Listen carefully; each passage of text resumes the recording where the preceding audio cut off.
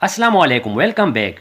Alabama university के एक researcher थे जो इस टॉपिक पर रिसर्च कर रहे थे कि वो कौन सा फास्टेस्ट एंड चीपेस्ट तरीका होगा जिसकी हेल्प से वो डिप्रेशन को ख़त्म कर सके, जिसकी हेल्प से वो लोगों की हेल्प कर सके, उनकी ज़िंदगी बदल सके। सो इसके लिए उन्होंने बहुत मेहनत की जो उसे फाइनली इस नतीजे पे ले आई। उन्होंने क्या किया कि कई सारे डिप्रेशन के पेशेंट को बुलाया और उन्हें कहा कि आपको 4 हफ्ते बाद आना होगा, जिसके बाद आपको एक थेरेपिस्ट दिया जाएगा जो आपको थेरेपी देगा। लेकिन इन 4 हफ्तों में आपको एक बुक दिया जाएगा जिसकी आप स्टडी करते रहो, जो बहुत ही इंपॉर्टेंट है। सो इसके बाद पेशेंट भी ऐसा ही करते हैं, जिसका रिजल्ट ये आता है कि उन पेशेंट में 69% पेशेंट जिन्होंने इस बुक को पढ़ा उन्होंने खुद ही अपने डिप्रेशन को ख़त्म कर दिया, जिसकी वजह से उन्हें फिर थेरेपिस्ट के पास जाने की ज़रूरत ही नहीं पड़ी। नाउ ये चीज़ रिसर्चर को बहुत अमेजिंग लगी। सो उन्होंने इस स्टडी को 8 बार और किया अलग अलग लोगों पे, जिसका रिजल्ट बिल्कुल सेम ही आया। अभी मैं जिस बुक की बात आपके साथ शेयर कर रहा हूँ उसका नाम है feeling good by David Burns, जो खुद एक साइकेट्रिस्ट हैं। डॉक्टर डेविड हमें इस बुक में कॉग्निटिव थेरेपी के बारे में बता रहे हैं, जिसको समझना बहुत बहुत ज़रूरी है, जिसके बारे में ऑलरेडी मैं अपनी लास्ट वीडियो में डिटेल से बात कर चुका हूँ। ताहम उसको रिपीट करके बताऊँ तो कॉग्निटिव थेरेपी के 3 रूल्स होते हैं। Number 1, thoughts create mood. Number 2, identify distortion. Number 3, change the thoughts. Now first और लास्ट रूल के बारे में मैं अपनी लास्ट वीडियो में बहुत अच्छी तरह से एक्सप्लेन कर चुका हूँ। अगर आपने वो वीडियो नहीं देखी तो प्लीज़ आप वो वीडियो ज़रूर देखें।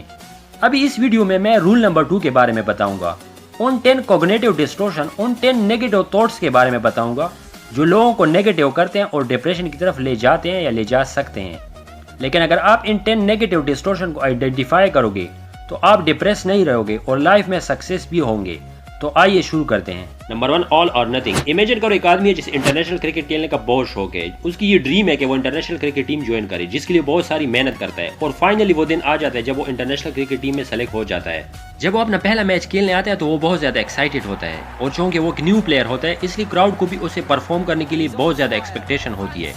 लेकिन जब वो खेलने आता है तो उसका पहला मैच अच्छा नहीं जाता, उसकी परफॉर्मेंस अच्छी नहीं होती, जिसकी वजह से उसके ऊपर टीम मैनेजमेंट की तनकीद, मीडिया की तनकीद शुरू हो जाती है, जिसकी वजह से बहुत ज़्यादा सैड हो जाता है।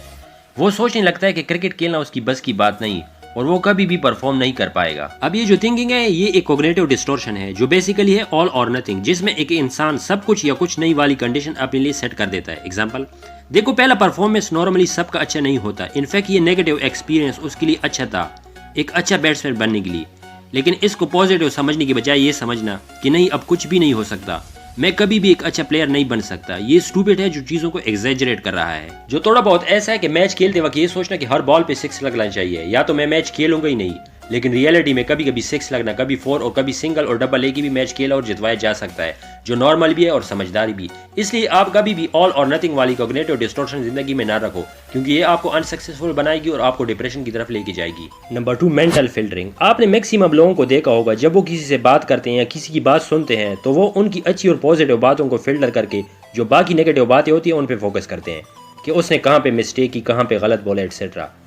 हम अक्सर देखते हैं कि लोग किसी की बात सुनने के बाद नेगेटिव बातों को रिपीट करना स्टार्ट कर देते हैं कि उसने ये कैसे कहा, उसने ये किस तरह बोला, जो कि प्रॉब्लम वाली बात है। बात कहने वालों के लिए नहीं बल्कि उन पर रिएक्शन देने वालों के लिए, क्योंकि ये लोग एडिक्टेड हो जाते हैं नेगेटिविटी से। नेगेटिव बातें सोचना, पॉजिटिव बातों को फिल्टर करना इनकी आदत बन जाती है, जो उन्हें अनहैप्पी और कई बार उनकी लाइफ को अनफुलफिलिंग बना देती है।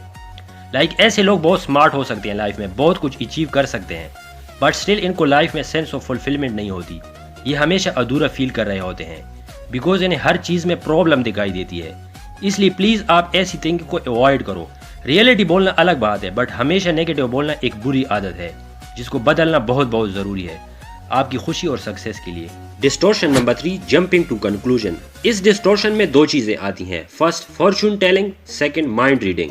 तो आइए पहले देखते हैं फॉर्चून टेलिंग। समझो आप अपने दोस्त के साथ ऑफिस जा रहे हो बाइक पे, रास्ते में जाते हुए आप दोनों का एक्सीडेंट हो जाता है, आप दोनों इंजर हो जाते हो, आपके सर पे चोट आ जाती है। सर की चोट है इसलिए आप रिस्क नहीं लेते और सीधा डॉक्टर के पास जाते हो चेकअप करने के लिए। डॉक्टर आपकी चेकअप कर लेता है और चेकअप करने के बाद कहता है कि सब कुछ नॉर्मल है, फिक्र करने की कोई ज़रूरत नहीं। अब डॉक्टर की बात सुनने के बाद आप ये सोचते हो कि नहीं, ज़रूर कोई ना कोई गड़बड़ तो है, कहीं मुझे कोई डीप इंटरनल चोट तो नहीं आई जो अभी दिखाई नहीं दे रही, जिसकी वजह से फ्यूचर में मेरे लिए कोई बड़ी प्रॉब्लम ना बन जाए। वैसे बहुत कॉमन तो नहीं है, लेकिन अक्सर लोगों के साथ ऐसा ही होता है, जहाँ पे आप अपने एक्सपीरियंस को एग्जैजरेट करके सोचते हो कि फ्यूचर में क्या होगा। फॉर्चून टेलिंग करते हो, वो भी बहुत गलत तरीके से, अनरियलिस्टिक तरीके से, जो सही नहीं होता। Second, mind reading. ये वाली थिंकिंग लोगों में तब आती है जब उन्हें लगने लगता है कि वो जानते हैं कि सामने वाला क्या सोच रहा है, जो और कुछ नहीं होता, बस होते हैं उनके गलत एजम्पशन। एग्जाम्पल, किसी अनजाने आदमी से मिलती हुई ये सोचना कि ये आदमी मुझे ज़रा भी पसंद नहीं करता, या बॉस से बात करती हुई ये सोचना कि मेरा बॉस मुझे जॉब से निकाल देगा क्योंकि मैं उनके कहे हुए काम टाइम पे नहीं करता, एटसेट्रा।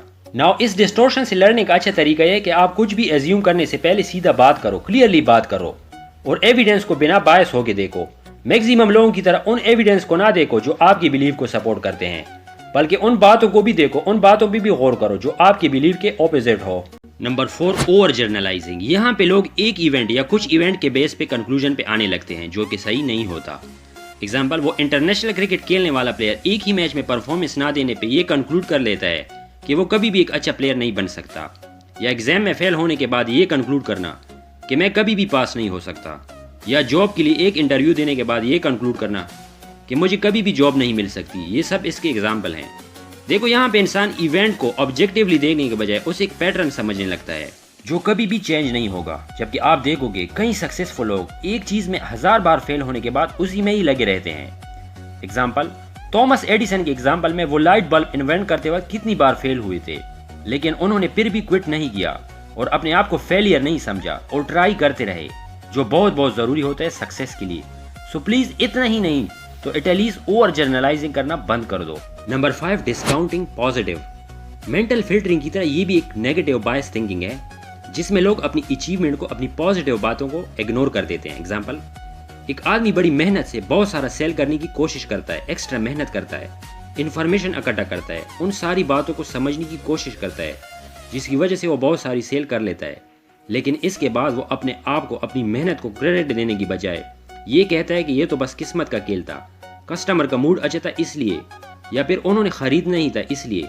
मतलब वो अपनी अचीवमेंट को प्योर लक समझता है और अगर वो फेल हो जाते हैं तो वो अपने आप को ब्लेम करते हैं। नाउ ये चीज़ खतरनाक है क्योंकि ये उन्हें फील करती है कि उनके हालात के ऊपर उनका कंट्रोल नहीं है, जिसकी वजह से वो गलत थिंकिंग में फंस जाते हैं। नाउ इस चीज़ को साइकोलॉजिस्ट मार्टिन सेलिगमैन ने सीखी हुई हेल्पलेसनेस कहा है, जो लोगों को मोटिवेट नहीं रहने दी थी काम करते वक्त। Number 6, emotional reasoning. यहाँ पे लोग अपनी इमोशन को ही रियलिटी समझने लगते हैं। समझो एक आदमी है जो किसी जॉब में फेल हो गया, जिसे उसे फील हुआ कि वो एक फेलियर है। नाउ ये फील हुआ जिसको सच समझने लगता है कि मैं ही फेलियर हूँ, तो इसी को कहते हैं इमोशनल रीजनिंग, जो कि एक डिस्टॉर्शन है और गलत है। कई बार क्या होता है कि लोगों के साथ लाइफ में कुछ होता है तो उन्हें इमोशंस आते हैं, तो वो अपने इमोशंस को इमोशन की तरह देखने के बजाय उसे ही रियलिटी समझते हैं। इसलिए आप नोटिस करो कि आप कहाँ पे अपने इमोशन की वजह से गलत रीजन दे रहे हो अपने आप को, और कभी भी अपनी इमोशन को रियलिटी मत समझो। Number 7, personalization. ये one of the most common distortion है हमारी थिंकिंग का, जहाँ पे हम क्या करते हैं कि हर चीज को पर्सनली ले लेते हैं, अपने आप से कनेक्ट कर देते हैं, फिर चाहे वो बात हमसे रिलेटेड हो या ना हो। नेगेटिव डिस्टॉर्शन में लोग अपने आप को पर्सनली ब्लेम करते रहते हैं। एग्जाम्पल, मेरी जॉब चली गई है क्योंकि मेरी किस्मत ही खराब है, कोरोना वायरस रीजन नहीं है, मैं ही बदकिस्मत हूँ। मतलब इन सब चीजों से वो ये फील करते हैं कि चीजें उनके कंट्रोल में नहीं।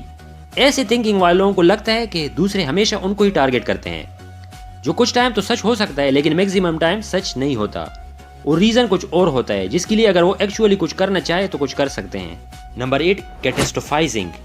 इस टाइप की थिंकिंग में क्या होता है कि लोग वर्स्ट टू वर्स्ट सिचुएशन सोचते हैं अपने दिमाग में। एग्जाम्पल, समझो आपने ऑनलाइन ऑर्डर किया है कुछ प्रोडक्ट्स का जिसके लिए आप बहुत बेसब्री से वेट कर रहे हो, लेकिन एक्सपेक्टेड टाइम तक वो प्रोडक्ट आपके पास नहीं आता, तो उसके बाद आप सोचते हो कि लगता है कि पैकेज कहीं गुम हो गया, मेरा प्रोडक्ट कहीं और चला गया और शायद अब तो मुझे अपने पैसे भी वापस नहीं मिले।